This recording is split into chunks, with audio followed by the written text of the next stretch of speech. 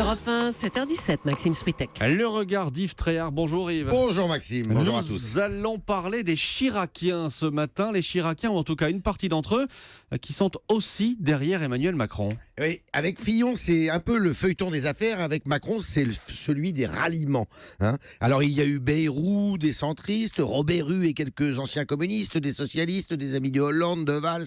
Et maintenant, c'est l'heure des Chiraciens, aux côtés de Dutreil, Delevoye, Yagon, Anne-Marie Idrac, qui ont été des anciens ministres de Chirac.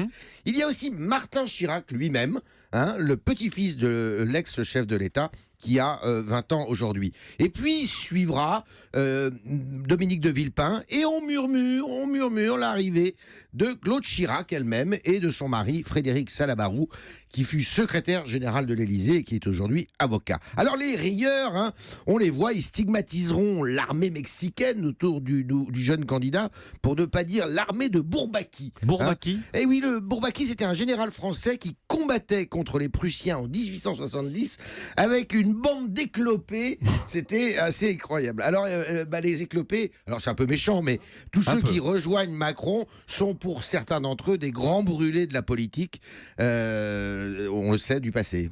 La logique aurait voulu, Yves, que le noyau dur des Chiraciens choisisse François Fillon. Oui, mais alors Maxime, c'est oublier que les relations entre Chirac et Fillon était détestable. Chirac avait viré Fillon du gouvernement en 2005, après l'échec de la réforme du bac. Et alors Fillon avait eu cette remarque vengeresse: quand on fera le bilan de Chirac, on ne se souviendra de rien, sauf de mes réformes. Vous voyez un peu, sous-entendu celle des retraites, d'ailleurs c'était pas rien en 2003. Cette saillie n'a jamais été digérée par les Chiraciens, qui disent pique-pendre de Fillon et de ses affaires, confère Jean-Louis Debré récemment. Et puis entre Chirac et Macron, il y a Hollande.